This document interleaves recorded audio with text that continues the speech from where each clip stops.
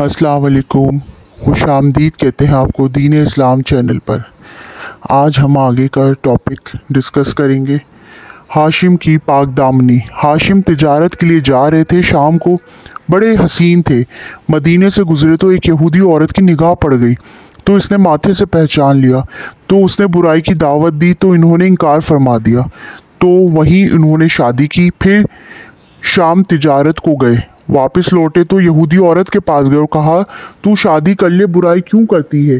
तो इसने नज़र डाली और कहा, अब वो बात गई जिसकी मुझे तमन्ना थी, अब मुझे ज़रूरत नहीं है। तो इस तरह वो नूर चमकता हुआ सिलसिलों से निकलता हुआ हज़रत अब्दुल्ला पर और वो चीज़ आकर ख़त्म हुई और अल्लाह ताला ने जो रही सही कमी थी पिछले सिलसिलों में वो कुर्बानी की सतह बढ़ाने के लिए जमजम के कुएं की खुदाई। अब्दुल मुत्तलिब के बेटे थे हारिस, सबसे बड़े थे। 10 बेटे थे अब्दुल मुत्तलिब के। 9 इनको ख्वाब आया। तो इनको ख्वाब आया, मुबारक कुआं खोद। जमजम का कुआं कबीला जुरहम ने काट दिया था। जबकि बनु खज़ाआ से हुकूमत छीनी कसा ने तो इन्होंने कुआं बंद कर दिया और खुद चले गए। तो अब्दुल मुत्तलिब को ख्वाब आया, मुबारक कुआं खोद। इन्होंने कहा, कहाँ है? कहा, कल कौवा एक जगह चोंच मारेगा, वहाँ खुदाई करो। हरम में जाके बैठ गए। एक कौवा आया, उसने 2-3 ठोंक मारी, उड़ गया। तो इन्होंने कुरैश को कहा, आओ यहाँ कुआं खोदें। उन्होंने कहा, हमारा दिमाग खराब है, पत्थर फाड़ें। इन्होंने अपने बेटे को लिया। दोनों बाप बेटा खोद खोद के थक जाते, कोई साथ न देता। तो कहने लगे, वो भी कोई आदमी है जिसकी औलाद ना हो। इधर हमारा हाल, कम बच्चे खुशहाल घराना। उधर ये पुकार पड़ गई, वो भी कोई आदमी है जिसकी औलाद ना हो। अब्दुल्ला के ज़िबे का किस्सा। इन्होंने कहा, अगर मेरे 10 बेटे होते तो मैं एक को अल्लाह के नाम पे ज़िबा करूँगा। तो अल्लाह ताला ने 10 पूरे कर दिए। अब्दुल्ला 10वें हुए। तो इन्होंने सबको इकट्ठा किया और कहा, देखो भाई, मैंने मन्नत मानी है, एक को मैं ज़िबा करना है। कुरा डालूंगा, जिसका नाम निकले वो तैयार है। सबने कहा जी। जिसका भी कुरा निकला वो तैयार होगा। जिस पे छुरी फेरूंगा वो पीछे नहीं हटेगा। तो कुरा जो डाला तो हज़रत अब्दुल्ला का नाम निकला। तो चूंकि ये छोटे थे, अब्दुल मुत्तलिब के भी बड़े चहीते और बहनों के भी बड़े चहीते, फिर फुप्पियों के बड़े चहीते। ओहो, शोर मच गया। अब्बू तालिब के सगे भाई थे। इन्होंने सबसे ज़्यादा एहतजाज किया, ये नहीं हो सकता, किसी और का होता तो ठीक था, अब्दुल्ला नहीं हो सकता।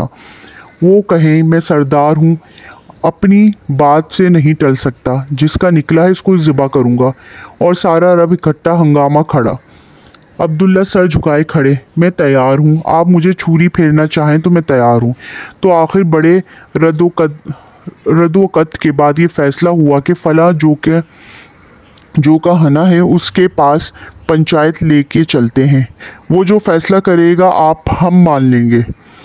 तो इन्होंने कहा, ठीक है। तो उस कहाना के पास पंचायत गई। उसने कहा, तुम्हारे यहाँ कत्ल का अविस क्या है, खून बहा क्या है? तो इन्होंने कहा, 10 ऊँट। तो उसने कहा, इस तरह करो कि एक पर्ची पे लिखो 10 ऊँट और एक पर्ची पे लिखो अब्दुल्ला। कुरा डालो, जितनी दफ़ा अब्दुल्ला का कुरा निकलता आएगा 10-10 ऊँट बढ़ाते जाओ। जब जाकर ऊँटों का नाम आए तो उतने ऊँट ज़िबा कर दो, अब्दुल्ला बच जाएं। तो ये बात सब ने पसंद की। एक पर हज़रत अब्दुल्ला, एक पर 10 ऊँट। कुरा डाला, हज़रत अब्दुल्ला का नाम निकल आया। 10 बढ़ा दिए। फिर कुरा डाला, फिर अब्दुल्ला का नाम निकल आया। 10 बढ़ा दिए। फिर कुरा डाला, फिर हज़रत अब्दुल्ला का नाम निकल आया। नाम 10 10 10 10 100 हो गए। जब 100 हो गए तो कुरा डालो तो ऊँटों का नाम निकल आया।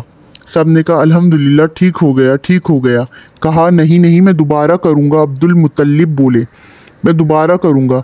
दोबारा कुरा डाला तो दोबारा ऊँटों का नाम निकला। कहा, नहीं, एक दफ़ा और करूँगा।